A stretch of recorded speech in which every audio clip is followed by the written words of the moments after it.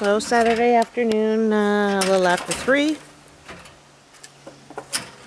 and Rick's climbing the ladder for one of the last few times, as we have the tyvec on the back now, which is awesome. And after this we might be calling it a day. Not sure